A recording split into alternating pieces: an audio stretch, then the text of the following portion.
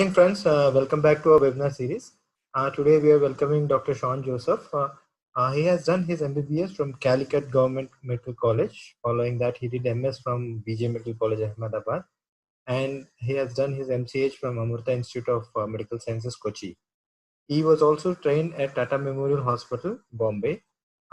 He has a very good experience in advanced surgery for cancer of larynx, which involves a complex surgical resection and microvascular reconstruction to preserve voice, which was actually done for the first time in India under his leadership in Lakeshore Hospital. Currently, he is the director of ethnic services in that hospital. And his areas of expertise and interests are minimally invasive surgeries of larynx and skull base. So with those words, let's go into the discussion. I'll hand over the mic to you, sir, so you can continue. I'll share your screen. Yeah. Thank you, Bhargav, for that introduction. And good evening, everyone, and thanks for joining the webinar. So yesterday we had a talk about various techniques of partial laryngectomy, conventional partial laryngectomy. So we know that reconstruction following partial resection of larynx and trachea is among the most challenging restoration surgeries in the body. This is because it involves not just replacement of tissue, like in other head and neck sites. If it's an oral cavity, you can replace it with the tissue, but you don't need to preserve the function.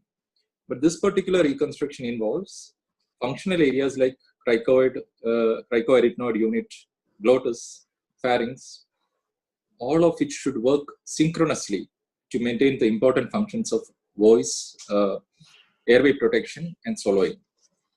So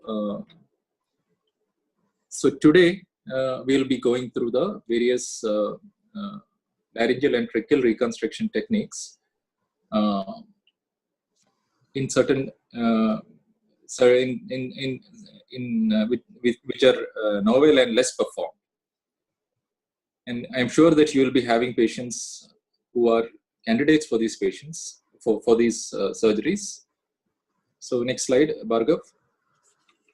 So I'll briefly go through the tracheal resection reconstruction, the various tracheal pathologies, surgical indications, technique of tracheal resection reconstruction.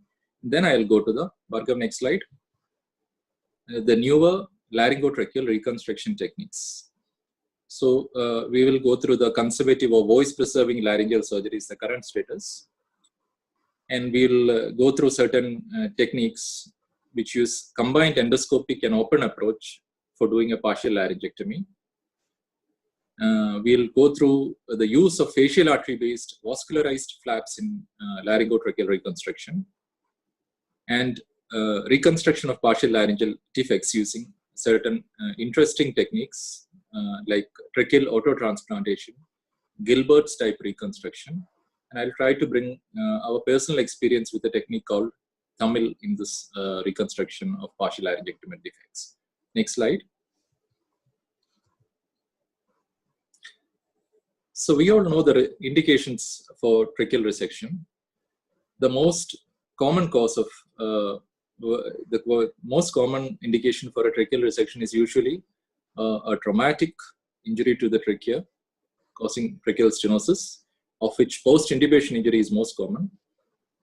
In oncology practice, we find carcinomas involving the trachea, which are also quite rare, but squamous cell carcinoma and adenoid cystic carcinoma are common among the tracheal tumors which you find. Though tracheal tumors as such, primary tracheal tumors as such are rare. Then there are secondary tumors which involve trachea. Thyroid carcinomas, we find one of the common indications for tracheal resection in our part of the country, in Kerala, is thyroid carcinoma. Also, there can be other tumors coming from the esophagus, lung, breast, thymus, other head and neck sites, lymphoma, etc. Also, there can be some other causes like blunt injuries, infections, etc. Next slide, Bhargav. So we know that we need to choose, this is a picture of tracheal stenosis. You know various grades of tracheal stenosis. So you need to choose the patient who would require a tracheal resection anastomosis. So I'll be mainly focusing on tracheal resection, anastomosis, tracheal stenosis, which is an indication for tracheal resection anastomosis. That is a higher grade of tracheal stenosis, whether is a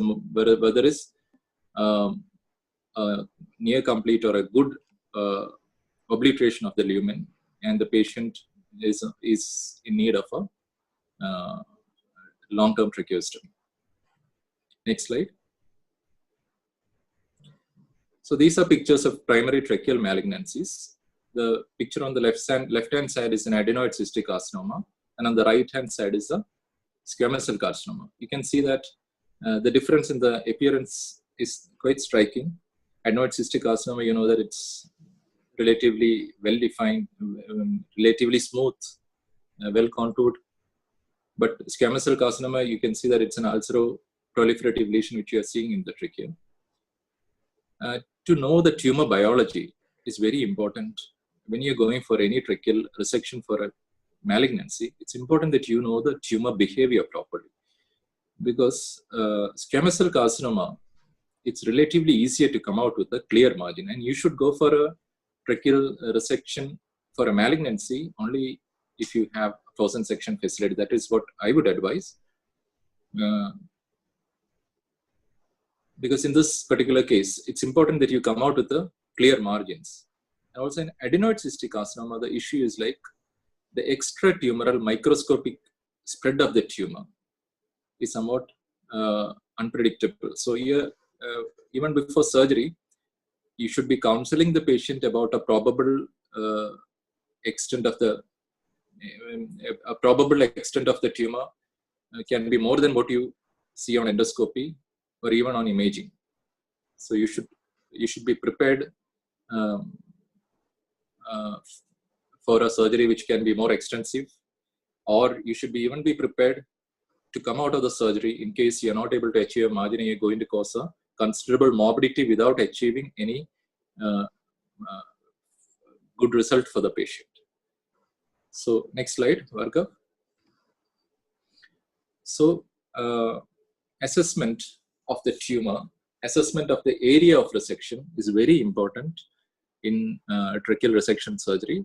So you try to find the extent of the tumor using whatever tools you have in your hand, do a good laryngoscopic examination. Make sure that your larynx is functioning well otherwise. Then you do a bronchoscopy where required. See the complete extent of the tumor. Using an imaging technique, you can see the posterior, anterior posterior extent, superior inferior extent, and the lateral extent. You have to image, and you should be having a clear understanding of what you're going to do. And it's also important that you do a proper swallowing and pulmonology evaluation to get good results. Next slide, Bhargav. So it's important that you ensure adequate and functional laryngeal airway in all these surgeries. Also, you have to make sure that the vocal cord function and the swallowing function are unaffected before going for a tracheal resection. Next slide. So the primary goal of the surgery is to remove the pathology, remove the issue, whatever it is, like if it's a stenosis or if it's a malignancy, you have to remove. And after removing it well, it's important that you maintain an adequate and functioning airway. Okay, next slide.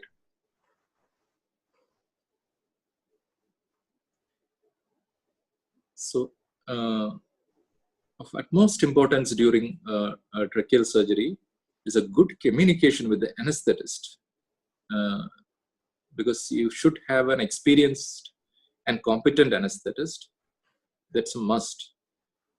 Because you need to do intermittent, you're going to share the airway, you may have to withdraw the tube intermittently. There can be blood and secretions which can go into the airway. So you have to be careful. At times, even the anesthetist will have to watch for what you are doing.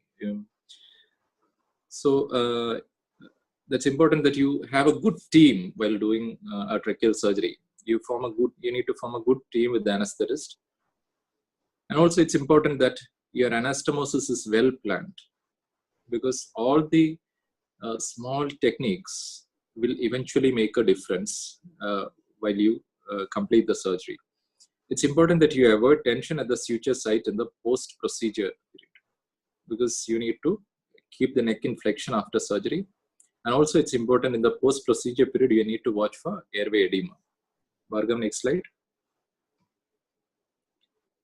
So the dissection technique, it's safe. It's important that you go for a safe technique. It's important that you understand the tracheal vascularity in detail. It's important that you understand the recurrent laryngeal nerve location.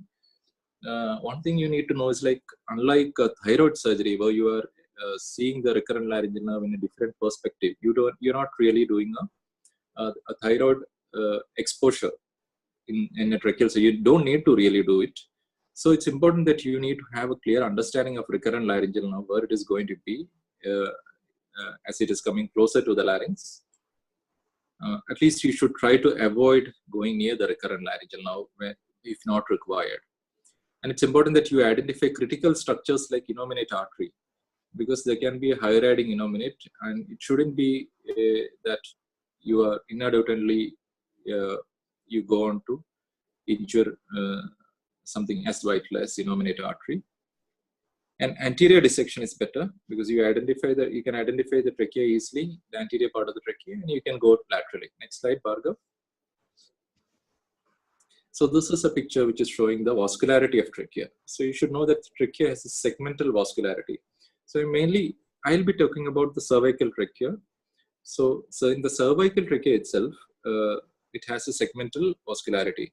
Upper, mid part, and the lower part is supplied by branches from the inferior thyroid artery. And inferior thyroid artery, from the inferior thyroid artery, you have the tracheoesophageal branches. And this tracheal branch would go between in the intercartilaginous area, and it will have an anterior and posterior division. And these have anastomosis, longitudinal anastomosis with a segment above. So this vascular understanding of and a good understanding of this vascularity is important, because then you will know how much. Then you will know where to avoid dissection, where you shouldn't injure the blood vessels. And another thing is, like, in case you're going to mobilize the trachea, you should know how much you can mobilize. All those things, and you should know how many tracheal rings you can resect if required. So you should know approximately in how many tracheal rings you all know that trachea is around 10 to 12 centimeters in length, and it has around 18 to 22 tracheal rings usually there. And usually in a centimeter, you will be having around 2 tracheal rings, including the intertracheal area. So in case you need to mobilize the trachea, it's important that it's vital that you understand all this anatomical information.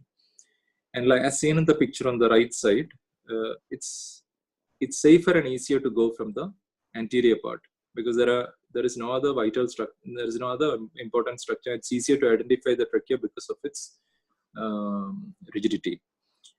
So go from the center and move laterally would be the right technique. Next slide, Bhargav.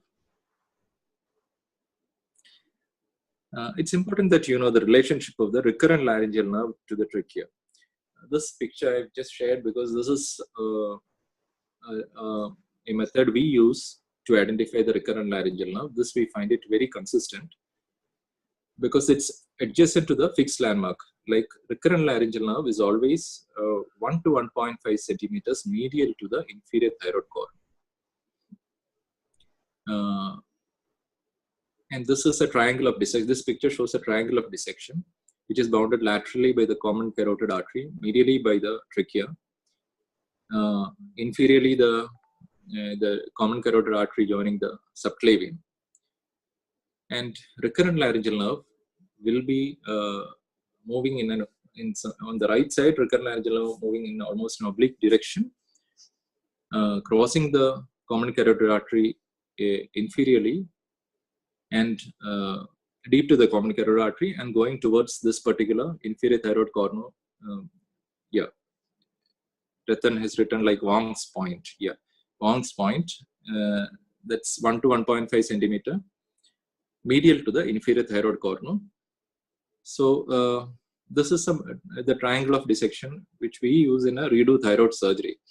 So while doing it for a tracheal resection, it's important that you know that you will be closer to the upper part of the trachea. So you stay close to the trachea. Avoid this point. Avoid this recurrent laryngeal nerve. You really don't need to identify it unless some tumor resection demands so. So if possible, you avoid it. If you need to tackle it, you identify it properly and do it. So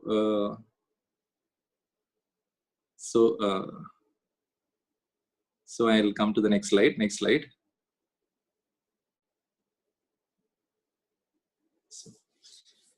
So this is a tracheal stenosis which we are seeing. So in this particular picture, you're seeing that we are getting below the stenotic segment which you have to resect. You pass a flexometallic tube to the distal trachea. Now you resect the stenotic segment. Now you plan your sutures. There should be parachuting suture. I'll show you in the next slide. And as you complete the sutures, you are withdrawing the tube which you have inserted into the distal trachea, and you will be pushing the proximal tube down. Next slide, Bhargav. So this is how you are going to take a parachuting sutures. You are starting from the posterior part, and you don't really tighten the suture. You'll be taking multiple sutures. You'll be keeping some space so that you can take all sutures together just before withdrawing the tube, and you can close it comfortably. Because as you know, if you start suturing from anterior portion and if you tighten the sutures, it will be difficult to complete the suture. So this would be the right technique to do the anastomosis. Next slide, Bhargav. So this is a picture which is showing a thyrotracheal anastomosis. In case you need to take the anterior portion of the cricoid due to a stenotic segment, then you can actually advance the tracheal cartilage towards the thyroid.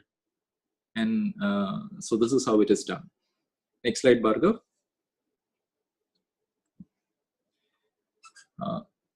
I'll be coming to the facial artery based vascular reconstructions later on. But since I'm just discussing about the tracheal reconstruction, I just put in this slide, which is showing something called the islanded facial artery osteomyomucosal flap for tracheal reconstruction. In this particular case, around 5 tracheal rings, partially 5 tracheal rings had to be removed, and membranous trachea of all those 5 tracheal corresponding to those 5 tracheal rings, upper 5 tracheal rings had to be removed. Part of cricoid cartilage also had to be removed. So we needed a bony reconstruction. So this particular bone seen in the picture on the left hand side is the part of the mandible. It's the vascularized part of the mandible because facial artery and vein with the surrounding soft tissue and periosteum is attached to the mandible. And that was taken along with the buccinator myomucosal flap. So the buccinator myomucosal flap was used to reconstruct the membranous trachea, and the bony part was used to support the cricothyroid cartilaginous area. So as I told, we'll be coming to the IFAM based reconstructions again.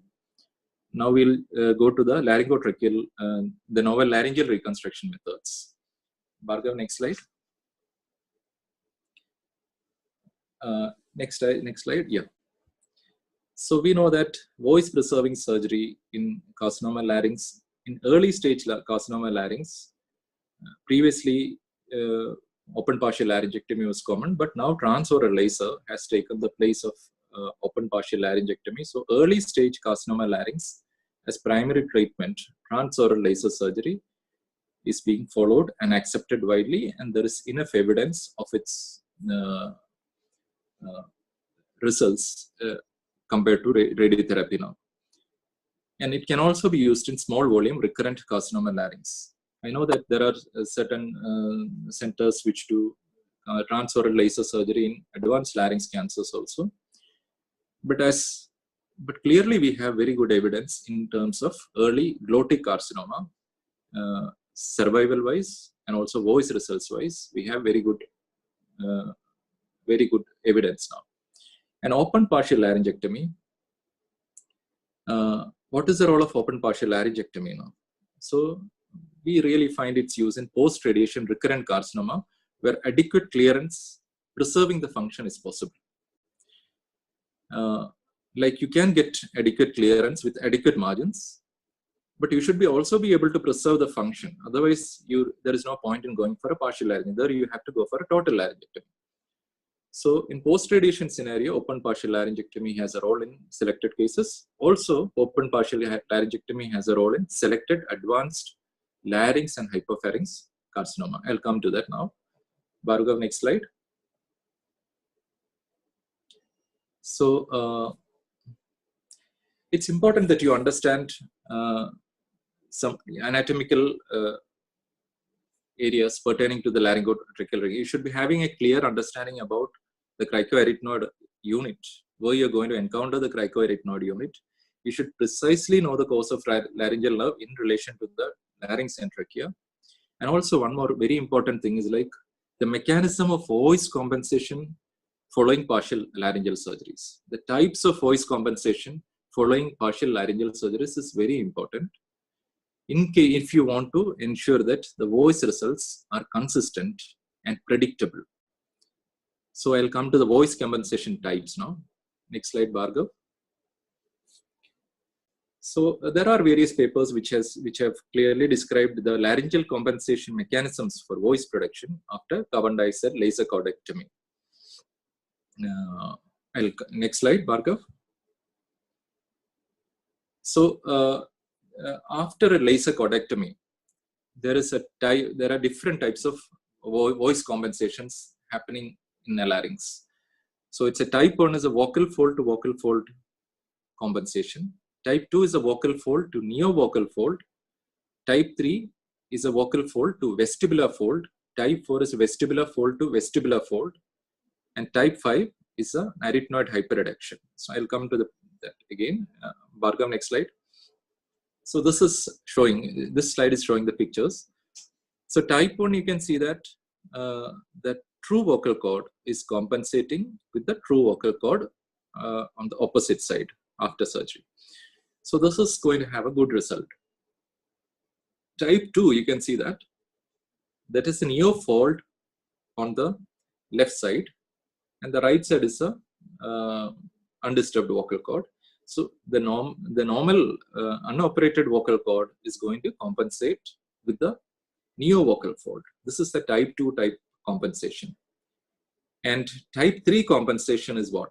The true vocal cord is going to compensate against. It's going to approximate against the false vocal cord on the opposite side. Okay, that's a type 3. And what is type 4? Type 4 is like you don't have the true vocal cord compensation at all, but still the patient is going to have a good voice. Because the false cords are approximating. So I'll show you some videos of false cord. Bhargav, just the previous picture once more. Yeah, and there is a type 5. There is a type 5 compensation also, which is a arytenoid hyperreduction when you don't have a false vocal cord. Next slide. So this is a transmuscular cordectomy done for you can see the pre-op video you can play. Bhargav, pre-op video first video.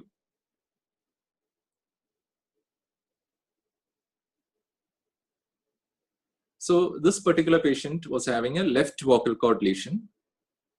It's a T1 lesion, and yeah, I think now you can see the lesion on the left vocal cord. Almost the entire vocal cord, almost close to the anterior commissure was affected. And on the right hand side, Bhargav, the right side, third video. So this video is showing the post-op status. It's 3 years post-op, and you can see that the neovocal fold is on the left side, and the normal vocal fold is the right side. So the right vocal fold, which is unoperated, is compensating against the neovocal fold. This is a type 2 voice compensation. This is a reasonably good approximation, but still the patient is having a minimal phonatory gap. You can see the patient's voice. You can hear the patient's voice now. Bhargav? Yeah. Can you hear that? Bhargav, can you hear? Yes, sir, we are able to hear. Yeah. So yeah, I couldn't follow that audio. That's why I asked.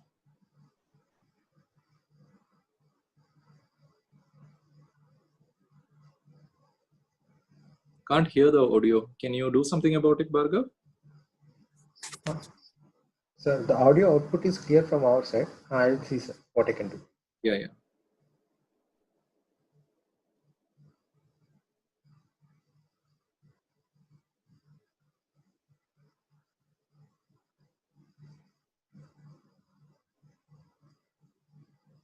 It's good. Okay.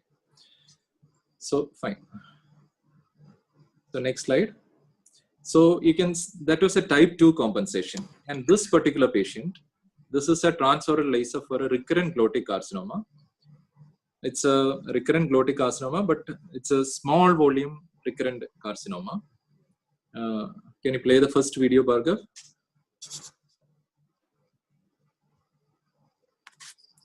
So you can see that the lesion is on the right vocal cord. And since it is a post-RT case, we went ahead with a wide resection. And actually the vocal cords, true vocal cords, were taken away with a very good margin. And now the post-op 3-year status you can see. Bhargav, second video.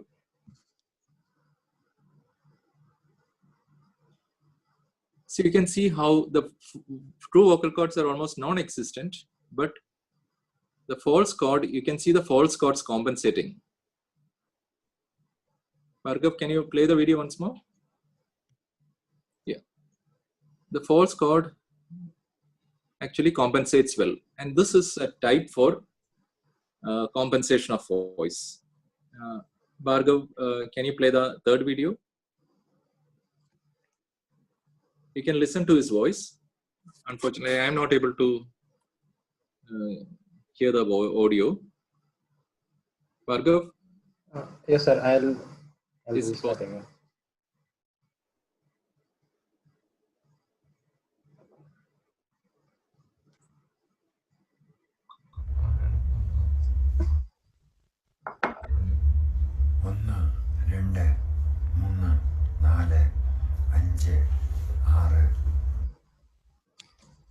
Sir, are you able to hear, sir? Yeah. Now I am able to clearly hear. 1, 2, 3, 4, 5, 6, 7, 8, 9, 10. So the patient is actually counting in Malayalam. So the voice in a type 4 compensation is as good as, like, at least function as we perceive, it's as good as, or even it can even be better than a type 2 voice compensation. So the issue is like there are certain surgical techniques described where people resect false vocal cord just to provide exposure to the true vocal cord lesion. So if you do this, like if you want to get the best possible result in transoral laser surgery, you should remove only the tumor, only the adequate tumor with the adequate margin. That's if the true vocal cord lesion has to be removed, you remove it with adequate margin. You may remove part of false vocal cord, which is just necessary to provide exposure to the true vocal cord lesion. So if you have exposure, you shouldn't be, what I meant to say is like, you shouldn't be routinely removing false vocal cord for a glottic tumor. You may remove it to provide the necessary exposure, but just the necessary exposure. Because if you remove the false vocal cord, you are taking away from the patient the chance to have a type 4 voice compensation. Like in this patient, he had a breathy voice till around 6 to 8 months, and his voice at 8 months is as good as the voice now you're hearing. So next slide. So I wanted to mention about this voice compensation because even in open partial laryngectomy, voice is becoming important. Because open partial laryngectomy, there is a lot of concern about function. Because most of these patients are post-radiation recurrent carcinoma larynx. There's concern about wound healing. There is concern about the voice results, airway results. So most of the post-radiation failure patients go in for a total laryngectomy. So next slide. So I'll now go to some interesting newer techniques, reconstruction techniques, which have been described to facilitate voice correction in conservative laryngectomy, and also to even provide the option of resecting in a relatively advanced laryngeal cancer with preserving voice. I'll just go to it. Bhargav, next slide. Just a second. Yeah.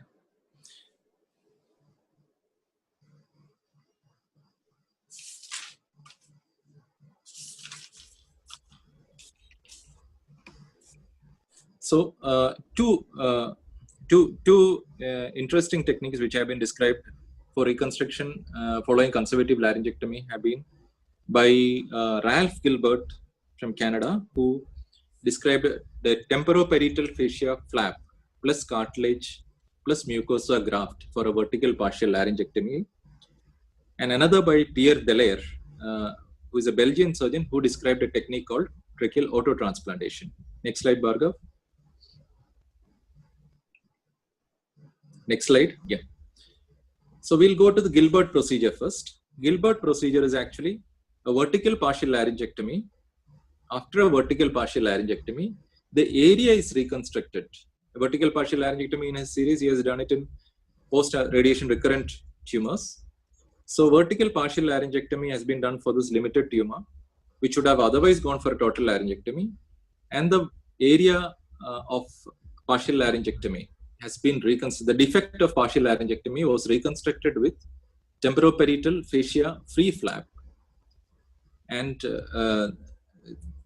remnant thyroid cartilage. So he described this technique in around 36 patients and described local recurrence-free survival of around 84% at 3 years and 75% at 5 years. So next slide. So this is a pictorial representation. So you can see that vertical partial laryngectomy is done. The tumor, as you can see, is on the left vocal cord. Vertical partial laryngectomy is done. The tumor clearance is ensured. And this defect was reconstructed. Because if you just close it, if you just leave it like that, the opposite cord will find it hard to compensate with the resected side. So he used, like in tongue resections and all, previously reconstruction was done, but now reconstruction is done even for a moderate sized defect, because we want to provide good functional results. Similarly, in larynx also, you are removing the tumor with an adequate margin and you are replacing the tissues so that there is compensation for voice. So in this case, temporoparietal fascia, which is a thin flap, is used, and this is used to sandwich a part of the thyroid cartilage, which you took from the remnant thyroid cartilage. And this thyroid cartilage was placed in such a way that it opposes against the functioning vocal cord on the opposite side. And the vessels of temporoparietal fascia, superficial temporal artery and vein, was anastomosed to the superior thyroid artery and vein. Buccal mucosa was used as a graft on the medial side, that is to the side which has to compensate with the opposite true vocal cord. So that is the Gilbert procedure. Next slide, Bhargav.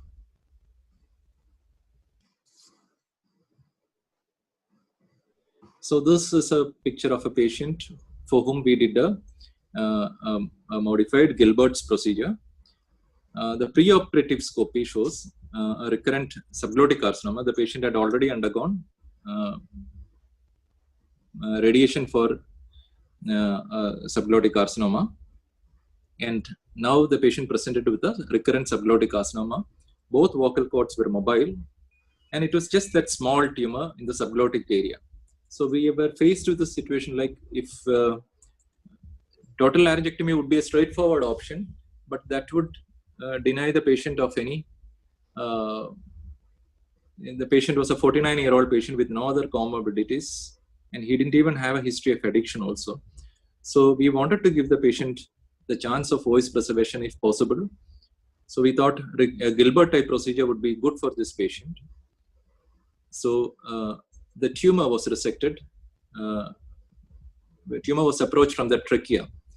So the Perot picture which you're seeing on the left-hand side inferiorly in the lower part is showing the entry of the knife into the trachea below the tumor, and this was visualized through an endoscope placed through a tracheostoma. So tracheostoma was made and endoscope was placed through it, and the tumor was seen, and inferior to the tumor with an adequate margin away from the tumor, we entered the trachea and the tumor was resected out with a good margin. So what you're seeing on the right hand side lower part is the tumor being resected with an adequate margin. So this was sent for frozen section and margin clearance was confirmed. During this resection, the concern was always about the cricoarytenoid joint, because you are resecting part of the cricoid also, you are removing 2 rings of the trachea, you are taking a little part of the thyroid cartilage. So you should have as far as possible, if it is possible, you should try to preserve the cricoarytenoid unit so that you get a good function postoperatively. Bhargav, next slide. So once the tumor was resected, there is a defect there. So this was reconstructed using a temporoparietal fascia free flap. So this on the left hand side, you can see the temporoparietal fascia flap along with the superficial temporal artery and vein. We took conical cartilage instead of the thyroid cartilage, which is used by Ralph Gilbert. We took part of the conical cartilage and sandwiched it in the temporoparietal fascia, and temporoparietal fascia flap was anastomosed. The superficial temporal artery and vein was anastomosed to the superior thyroid artery and vein. So, and buccal mucosa was placed medially as done in the Gilbert technique. Next slide, Bhargav. So, can you play the voice video? 1, 2, 3, 4, 5, 6, 7, 8, 9, 10. Bhargav, Are you able to hear the sound? Yeah. Yeah. Can hear the sound. I hope everyone can hear. Bhargav, can you play the third video? So you can see the reconstructed site here. The cords are moving. The anterior commissure is a little bit affected. Can you once more, Bhargav? The anterior commissure shows the changes of post-resection changes, and you can see the reconstructed area just below the glottis.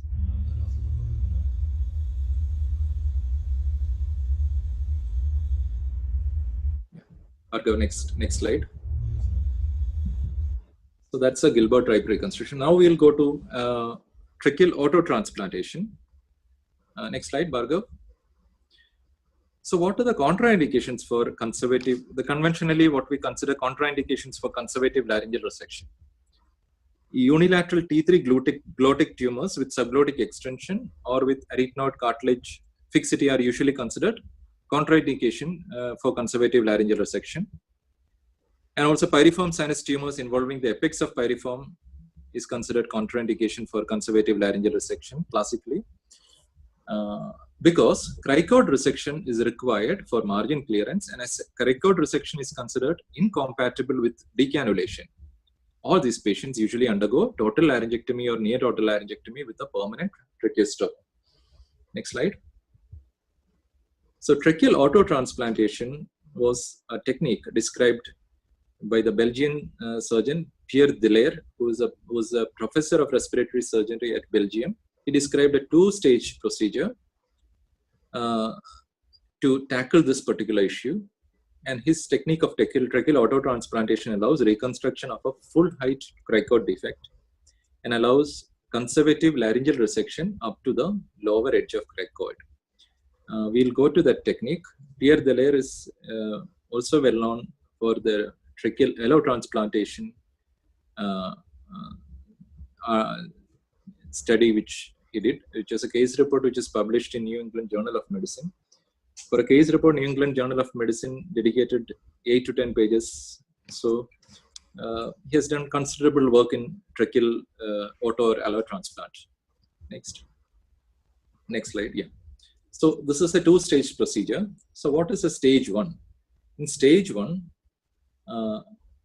radial artery forearm flap was taken. This is taken as an adiposofacial flap. Adiposofacial radial artery forearm flap was taken. And this was anastomosed to the superior thyroid artery and vein in the neck. And this flap was wrapped circumferentially around a part of the trachea just below the cricoid. Around 3 to 4 inches of trachea was completely wrapped using the radial artery forearm flap. And this radial artery forearm flap was anastomosed to the superior thyroid vessels in neck. And during, for this, at this stage, he'll do the ipsilateral thyroid lobe is removed to access the trachea. And neck dissection also is done in the same stage. But the primary is not addressed in the first stage. Next slide. So this is a picture. Adiposofacial radial artery forearm flap taken. It is wrapped around the trachea. I hope you can make out from the pictorial depiction on the right hand side. The flap is actually going around the trachea, 3-4 rings of trachea. And now the trachea is getting vascularity from the flap, which is from the superior thyroid artery and vein. Next slide. So what is he doing in the tracheal transplantation stage 2? Now he'll wait for 2 weeks. 2 weeks is for establishing a vascularity to the trachea from the this radial artery forearm flap. Vascularized, the trachea becomes vascularized through the radial artery forearm flap. And after 2 weeks, he resects the tumor, which is usually a vertical partial laryngopharyngectomy. And now the part of cricoid is also cut along with the tumor. And now the defect is there. And the segment of trachea, which is which is getting vascularized from the radial artery forearm flap, is now cut completely from the neck. From the rest of the trachea and the cricoid cartilage, this segment of trachea is completely cut and it is separated from the rest of the trachea, but it is kept attached to the vascular pedicle. Now what he has created. The membranous trachea of this segment is now removed to make a patch of tracheal cartilage. Next slide. So I hope you can understand from the picture on the right side, the tracheal segments which are being vascularized which is vascularized using the radial artery forearm flap is taken out. You can see the gap between the trachea and the distal and proximal ends. And the membranous trachea is taken. So you can see the tracheal cartilages. There is a tracheal patch now without the membranous trachea, and this is vascularized by the superior thyroid artery and vein through the radial artery forearm flap. Next slide. So vascularized tracheal patch is now sutured to the remnant hemilarynx to reconstruct the laryngeal defect. Next slide, Bhargav. I'll just show that and I will come back. So this tracheal patch is placed against is sutured and fixed to the cricoid cartilage and also to the thyroid cartilage, remnant thyroid cartilage. After a vertical partial laryngopharyngectomy, the defect following this is reconstructed using this tracheal patch. I hope you understood it. And now there is a defect between the trachea, the distal tracheal end, and the reconstructed larynx segment. And this is approximated using the thyrotracheal anastomosis. Or if we had taken the tracheal rings below the first ring, tracheal to tracheal anastomosis is done, and the tracheal patch is used to reconstruct the remnant larynx. So this was the technique. Later on, he described a technique where the tumor is also removed in the first stage, but reconstruction is completed in the second stage. Next slide, Bhargav. So what are the advantages of tracheal reconstruction, autotransplantation? You are achieving reconstruction of the remnant hemilarynx with the structural support of the tracheal cartilages. You are able to do resection which otherwise would not have been possible. And there is preservation of native vascularized airway mucosa because tracheal mucosa has come up to the level of the larynx. And good functional outcomes were reported by Dallaire. Around 36 patients he had described. And he described good functional outcomes in these patients. But what are the disadvantages? It's quite a complex procedure. It is two-staged. There is risk of disease progression while waiting for the second stage. And the cost of procedure, because two stages are involved, a microvascular surgery is involved in case of any failure, especially since it is a post-radiation status. In case of a failure, second procedures can be there. So it's an expense. Its cost of procedure is quite high. Larger defects involving pharynx are not addressed by this procedure. And sensory disruption of airway mucosa can happen as tracheal patch is completely separated from the rest of the trachea. Next slide. So this is a procedure which we did in our hospital, which is called tracheal advancement with myomucosal island flap for partial laryngopharyngectomy, defect reconstruction, or TAMIL. This is a procedure described for vertical partial laryngectomy. Next slide.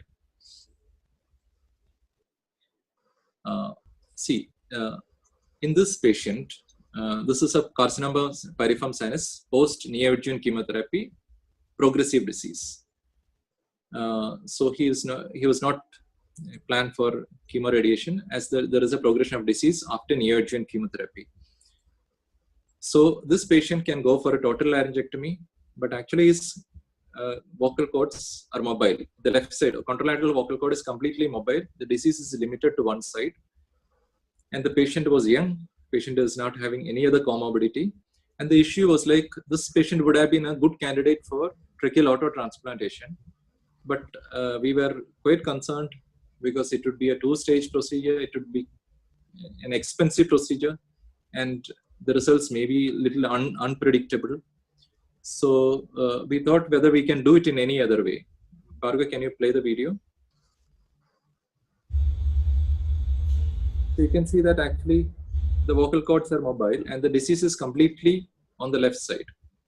And there is a progressive disease after neoadjuvant chemo. You can see that in the imaging, you can see that disease is going around the thyroid cartilage on the ipsilateral side. Next slide. Okay, so this patient can go for a vertical partial laryngopharyngectomy that can clear the disease completely. You have to remove part of the cricoid also to remove the disease completely. How can you reconstruct it? So if you don't want to go for a Dallaire procedure, we thought what we can do is like if you keep the tracheal continuity. Dallaire was concerned about the vascularity of the trachea, so that's why he wanted to give a separate vascular support.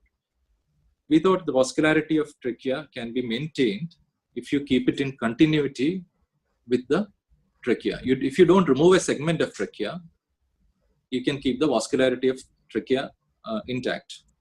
Because we know that trachea can be mobilized to some extent. If you take care not to disturb the vascularity of trachea much, you can move the trachea, you can pull up the trachea after a vertical partial laryngopharyngectomy, remove the membranous trachea and oppose it against the thyroid cartilage and the cricoid cartilage. So the results of tracheal autotransplantation can be reproduced by a single stage technique which doesn't have to be a microvascular surgery. So you can see that in picture 2, the vertical partial laryngopharyngectomy, the tumor is the thyroid cartilage is opened, cricoid cartilage, hemicricoid is removed, and the third picture, the picture C, would show the defect after resection. You can see that hemicricoid is there, hemithyroid is there, and the trachea till the first ring is there. Next slide, Bhargav. So this is the intro picture. Next slide. So what we are doing is like the trachea is now completely transected at the level of cricoid, and trachea is mobilized, and the membranous trachea is removed. Now trachea is, once the trachea is mobilized, trachea is rotated, and you have to make sure that you don't injure the recurrent laryngeal nerve, you don't disturb the tracheal vascularity, so you have to be very careful with the tracheal blood supply. Rotate the trachea and take it to the level of true vocal cord. So, and now the tracheal cartilage, this tracheal cartilage is fixed to the cricoid, also the thyroid cartilage, up to the level of true vocal cord. And the pharyngeal defect was reconstructed using a flap which is called islanded facial artery myomucosal flap, which is taken from the oral cavity. Next slide, Bhargav. So this is an intro picture. The left-hand side picture shows the defective area. The pharynx, a lot of pharynx is taken away after surgery. And now the picture on the right side shows trachea mobilized to the level of true vocal cord and fixed to the cricoid cartilage and the thyroid cartilage. Next slide. Next slide. So this particular flap which you are seeing is called the islanded facial artery myomucosal flap. This we were initially doing it for oral cavity reconstruction.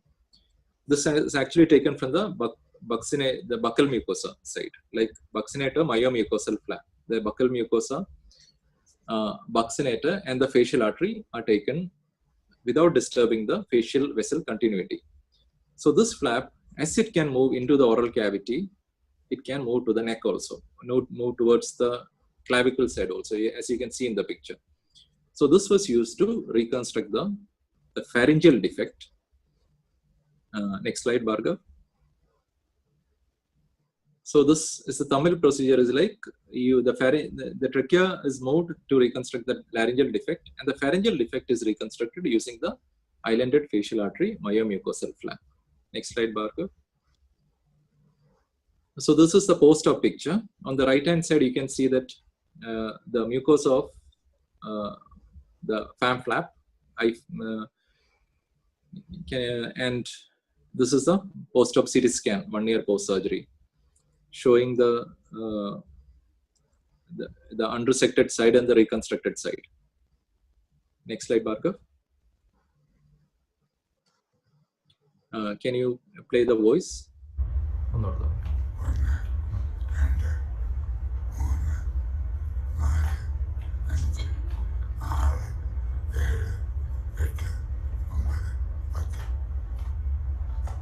Yeah, his voice is a little bit breathy, but still it's possible to avoid a permanent tracheostoma, and he can breathe through the nose. This is the video fluoroscopy after the procedure. Video fluoroscopy showed no evidence of aspiration. Yeah, next slide.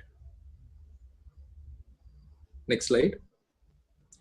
So when you compare Tamil with tracheal autotransplantation, we find that Tamil is a single stage procedure, provides rigid structural support to larynx, can reconstruct larger pharyngeal defects than probably tracheal autotransplantation. It's likely to be more sensate as tracheal continuity is preserved. It is less time consuming. There is no distant donor site like a forearm in this particular technique. No microvascular surgery is required. It is much less expensive. And only issue would be a possibility of marginal mandibular paresis as you're raising an islanded facial artery myomucosal flap. Next slide. So this was published in Head and Neck as a case report. Next slide. So now we'll go to some combined procedures like combined endoscopic laser and open approach or a hybrid approach. See, when you want to resect a tumor and you have to do a partial laryngectomy, the issue you usually face is like you usually approach from, conventionally you approach from outside to in.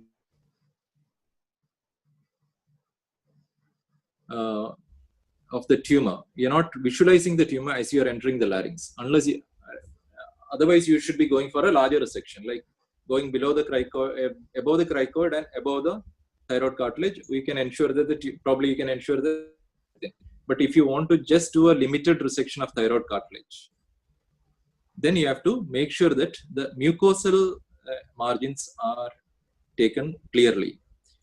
So for that, what you can do is like you can do a laser approach from inside. You remove the inner part, the mucosal part of the tumor with the laser.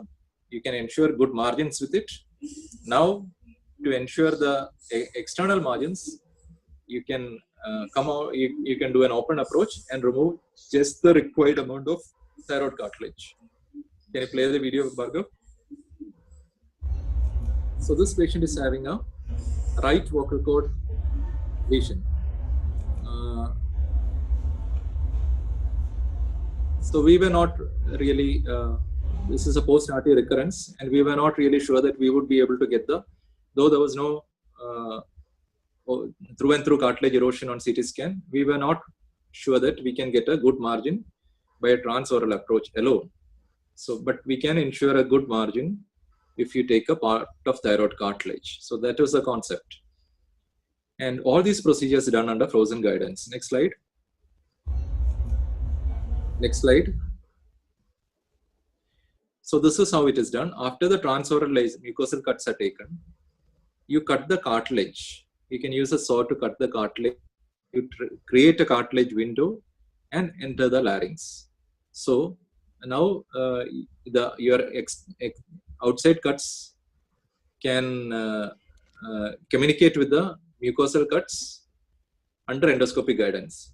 So you can almost ensure that the tumor comes out with good margins, and then you can send it for frozen section to make sure that margins are clear. Next slide. So this is can you play the video? This is a hybrid procedure without flap reconstruction. That's hybrid procedure is done, and we didn't do any particular reconstruction. You can see the neocord on the left side, and this is a type 2 compensation, voice compensation. If you remember the previous compensation types which I told, this is a type 2 compensation, and that too with a good phonatory gap. Next slide. The next video. So this particular video shows a partial laryngectomy defect, which we have reconstructed with the islanded facial artery myotomy. It's like the vertical partial laryngectomy is done, and the defect is reconstructed using the buccinator myomucosal flap. Yeah, what you're seeing on the right side is the area which the defect, vertical partial laryngectomy defect, which is reconstructed with the facial artery myomucosal flap. This was done to provide a reconstruction like a Gilbert type reconstruction, but with an islanded facial artery myomucosal flap. And the procedure was planned as a hybrid procedure. Next slide. Next slide. Again. Voice, please. So this patient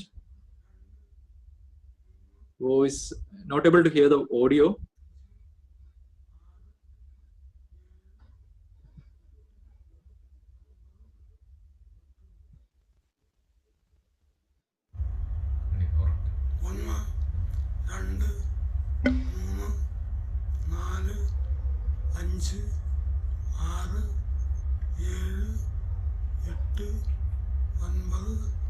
Yeah, so you can understand that that's a type 2 compensation, but it's not well compensated. His voice is still breathy, But for a patient, for an elderly patient with comorbidities, in a single stage, in 2 days, the procedure was over and the patient could be discharged without any problem. And patient is free of disease. Now it's post-op 2 years. And the second patient is the post-RT recurrent carcinoma larynx, which we have done an IFAM reconstruction after VPL. So when you are reconstructing with an islanded facial artery myomucosal flap, what I've noticed is like initially the voice would be good, but unless you push in the FAM a little more, the FAM can reduce in bulk later, and the voice can go down after reconstruction in some time. Can you play the video? Yeah. I think all my blinding has not worked properly, but anyway.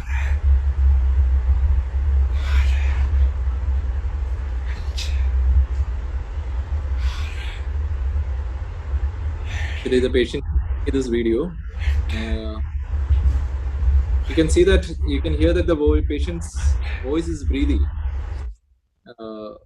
in spite of giving an IFAM reconstruction. But this is a post-radiation recurrent carcinoma, whereas the first procedure, hybrid procedure, a primary tumor. Next slide. Next slide. So just before concluding, or as we conclude, I would say that the most important key to success in this surgery is patient selection. You have to choose younger patients, patients with good performance score, possible to achieve a good clearance following partial. It should be possible to achieve a good clearance following partial laryngectomy. And the patient should be motivated to undergo multiple procedures if required. Because even after a surgery, like the patient is not happy with the voice, you can actually improve the voice using an injection technique or a thyroplasty technique. And you should be aware of the financial considerations of this procedure. And facilities of the center are important because the patient may require ICU, and the people should be aware of the tracheostomy management. And the training of the surgery and anesthesia team also very important. Next slide. So thank you so much for the patient listening. I'm ready to take questions if you have any.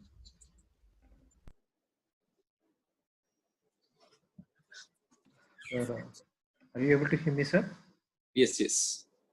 So thank you, sir. That was an excellent presentation. There are many questions in the chat box. Our first question is by Dr. Ashok Das. Any particular tip on taking biopsy from tracheal growth? Yeah. See, while taking biopsy for tracheal growth, if it's a small tracheal growth, if possible, you can do with a flexible bronchoscope. Flexible bronchoscope would be better. And if you doubt that it's going to bleed, it's better you ensure airway safety using with tracheostomy. So that's what I would say. Okay, sir. Our next question is by Dr. Abhimanyu. Which imaging modality do you prefer for a malignancy invading trachea? See, I would prefer to have both an MRI as well as a CT scan, because these tumors can have soft tissue spread, and you also want to see the tracheal cartilage involvement, the extent of involvement. So it's better to have both an MRI as well as a CT. Next slide. Sorry, Okay, next question. How much margin to take in tracheal neoplasm? Adenoid cystic carcinoma versus squamous cell carcinoma? See, all squamous cell carcinomas, you should ensure at least 5 millimeters margin. So that's what we follow here. We take 5 millimeter, we make sure that we have 5 millimeter margin. Adenoid cystic carcinoma also, though it is not very well defined regarding the adenoid cystic carcinoma margin, we try to achieve at least 5 millimeter margin. But you have to be very much aware, as I previously told, you have to be very much aware that extratumoral microscopic spread in adenoid cystic carcinoma is quite unpredictable. So you should be prepared for that. You should be counseling the patient accordingly. You should be prepared for doing a more extensive procedure or even withdrawing from the procedure if required. Because there is no point giving a positive margin surgery after removing the larynx. Okay, sir. Our next question is by Dr. Prathamesh Pai, sir. He was just asking who is Wang after Ratan Shetty sir has mentioned him. Yeah, I'll tell you. See, the laryngeal re-innovation techniques. No, Wang was a person who has done good work in laryngeal re-innovation. So, for laryngeal re-innovation, the recurrent laryngeal nerve anatomy in relation to the thyroid cornu, inferior thyroid cornu, was important. So he has studied it properly and he described it. So that is about Wang. Thank you, sir. Okay. Another question by Dr. Ranjana. He is asking recurrent laryngeal nerve relationship at various points, I think along its course. That's that would require a detailed discussion. But I would tell you, I mean, I had shown you that slide. Like recurrent laryngeal nerve, you have to know that it always comes deep to the carotid. So the lower area, deep to the carotid. So you don't have to really worry if you're going above the plane of carotid. All right. And as you come on the right side, you know that's an oblique course. It can go between the inferior thyroid branches, but that can vary. It can go between, below, or above. So you have to be prepared for it. And superiorly, this particular point, Wang's band, inferior thyroid cornu, 1 to 1.5 centimeters, medial to the inferior thyroid cornu. So that would be almost a fixed point in majority patients. So if at all you have any issue, like if you are thinking about a thyroid surgery, it's always deep to the thyroid, you know that. So, the relationship of the nerve to the tubercle of sucker candle, you have to be aware of it. And superiorly, go for this fixed point, inferior thyroid cornu, just medial to the inferior, around 1 centimeter medial to the inferior thyroid cornu, you are going to encounter the recurrent laryngeal nerve. So be aware of this point, dissect carefully around these points. You will find the recurrent laryngeal nerve. Thank you, sir. Our next question is by Dr. Ankit. Is a pre-op tracheostomy contraindication for Delayer's procedure? Pre-op? Tracheostomy. Preoperative tracheostomy. A preoperative tracheostomy can be an issue with the tracheal autotransplantation. Unless otherwise it's planned, it is done in a very planned way with minimal damage to the trachea and at a lower area. So like all these procedures, like in Tamil also, we have a tracheostomy. The patient is retaining the tracheostomy after surgery. So the tracheostomy is planned in such a way that it is a little away from, around 3 tracheal rings away from the area of dissection you are going to, the area to which you're going to mobilize the tracheal cartilages. Because you're going to take the first 3-4, you're going to mobilize the first 3-4 rings of trachea. So make sure that you enter the trachea using a minimal incision in the endotracheal area, but leaving 2 to 3 tracheal rings below the area you have mobilized. Okay. Okay, sir. So our next question is, do you think whether bone in the facial artery mandibular myomucosal flap integrate with laryngotracheal cartilage framework? No. I don't think it will integrate. The aim was to provide a structural support. See, the tracheal cartilages are there, partial part of tracheal cartilages are there, part of trichord is there. So the primary aim was to support the thyroid cartilage, the tracheal cricoid cartilage and the tracheal cartilage rings. It was not for integration. And actually we had to remove, as a secondary procedure, we had to remove a good part of the bone we had used for reconstruction. Okay, sir.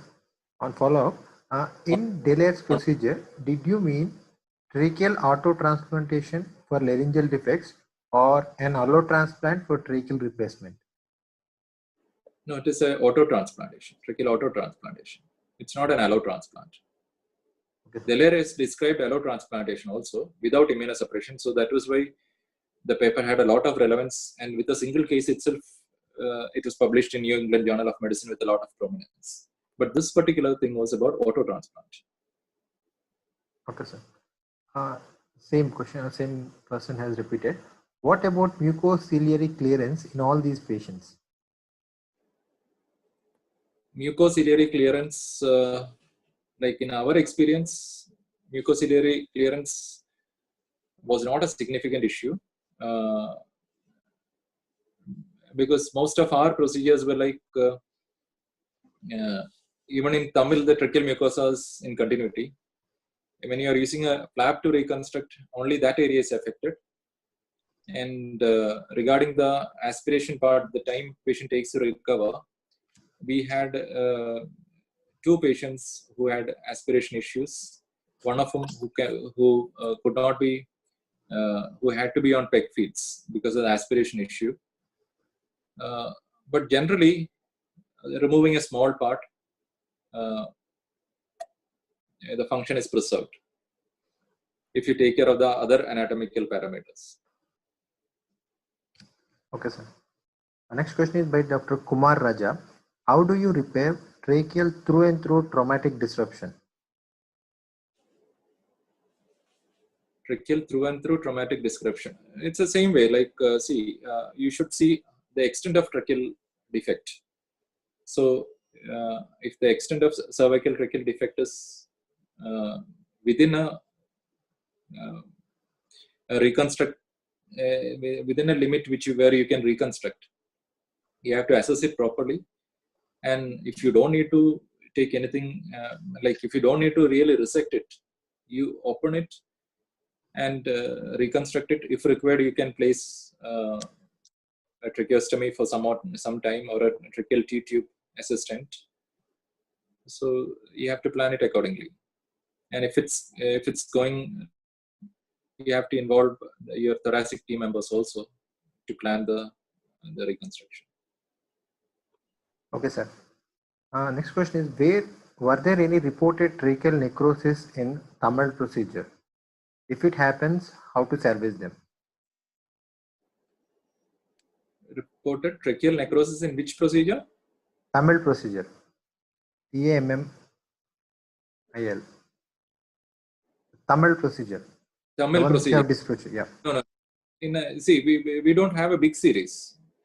Because we felt that we should be taking only a patient who's clearly an indication for this, who will really be safe with that procedure. So in that particular patient, we didn't have any issue, and none of the patients which I described had an issue. We had one issue with a partial laryngectomy patient, where we reconstruct the tracheal, this cricoid ring with the costal cartilage, and we used a radial artery forearm flap for reconstruction. So the issue was like the part of flap necrosed, and the cartilage had to be removed, and the rest of the flap was intact, so that was left. So that was the only area where we had part of cartilage getting necrosed. That was cartilage. Bhargav, any more questions? Or yes, sir. Just there is a problem with your transmission. I'm stopping your video. Bhargav? Yes, sir. Now we are able to hear you. Hello. Okay. Fine. Yeah. So our next question is, Okay. when can Yeah, tell me, Bhargav, I can hear. Yes, sir. Our next question by Dr. Abhimanyu is, when can the patient be decannulated after Tamil procedure?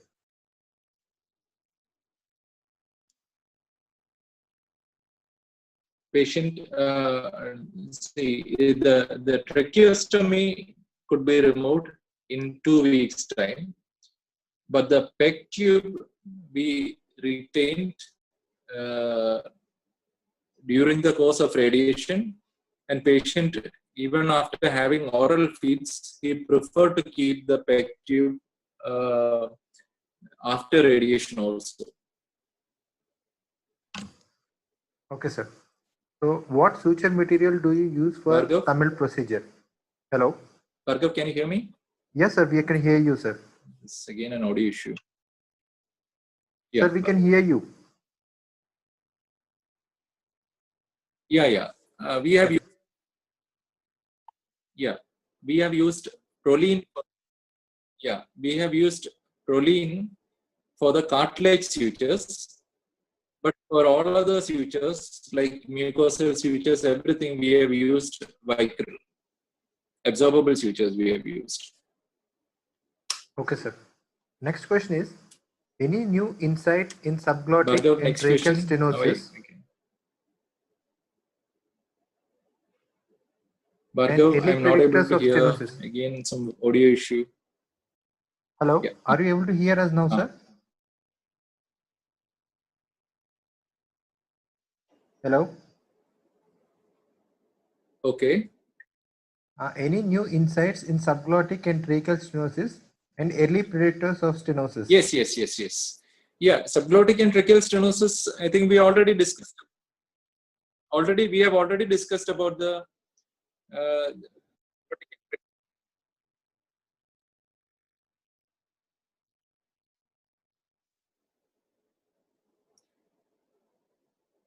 Hello? yeah, like see, the tracheal resection reconstruction is the gold standard. It still remains the gold standard in difficult subglottic or tracheal restrictions. Yeah. Okay, sir. Our next question is by Dr. Bhargav, Kuddesh Ahmad. apart from what we have already discussed, I don't think there is anything new in that. Okay, sir. Sir, can I go for next question? Hello? Yeah. Next question is by Dr. Kuddesh Ahmad. How do we address the neck in tell me, tracheal please. tumors? Yeah. There's a delay in. Yeah. Please tell me, Bhargav.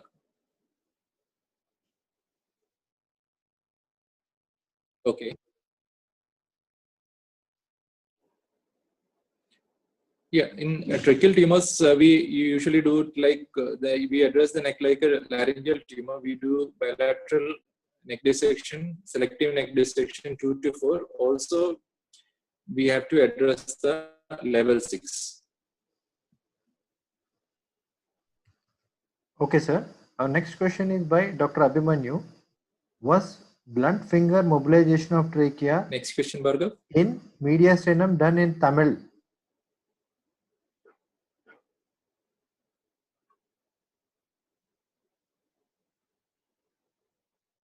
Yeah.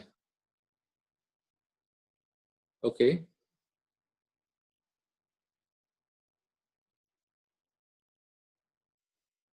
Yes. We mobilized using blunt finger and even cold instruments, but very careful dissection using cold instruments and blunt mobilization. Both were done. Yeah. Okay, sir. Our next question is by Dr. Akim Ahmad. How do we avoid healing by fibrosis leading Bhargav? to laryngotracheal stenosis post-operatively? Bhargav? Yeah.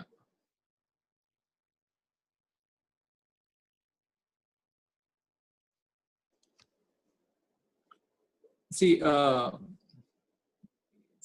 it's important that you bring vascular areas together.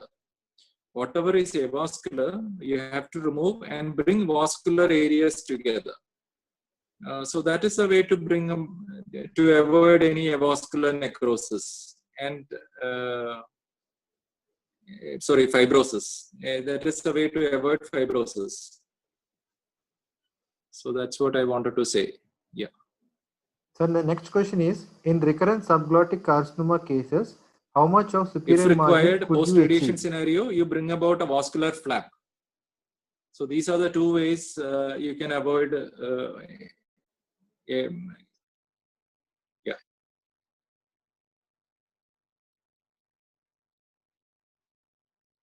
6 millimeters.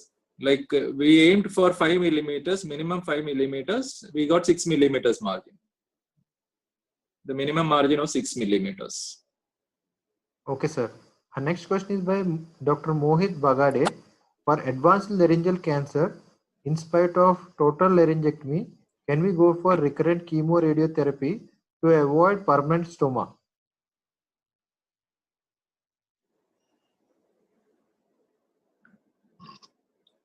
No, no, that is not possible. Or maybe, I mean, such a thing has never been described.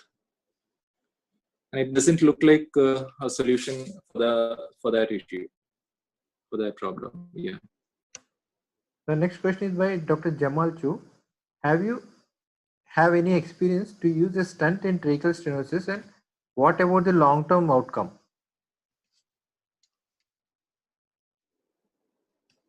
See, whenever we have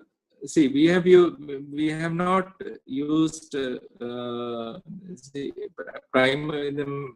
most of the patients who come to me, like 95% of the patients who come to me are for malignancy, head and neck malignancies.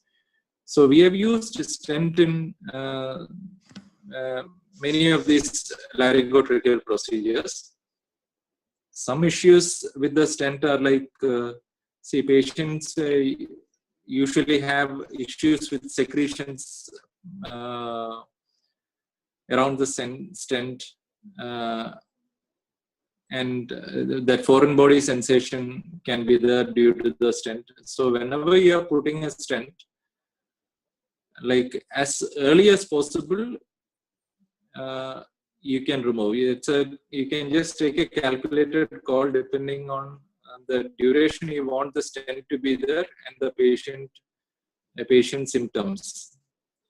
So it's like when we are using it for the glottic area, there can be secretions collecting over the stent or around the stent, causing an issue. So stent is kept only for the minimum duration required. Sir, so the last question is by Dr. Akeem. How do we avoid healing by fibrosis leading to tracheal stenosis post-operatively?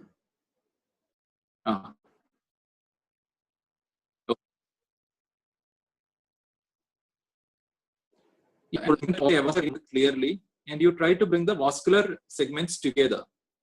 And in case you still have a vascularity issue, you can use a vascularized flap if the defect is large.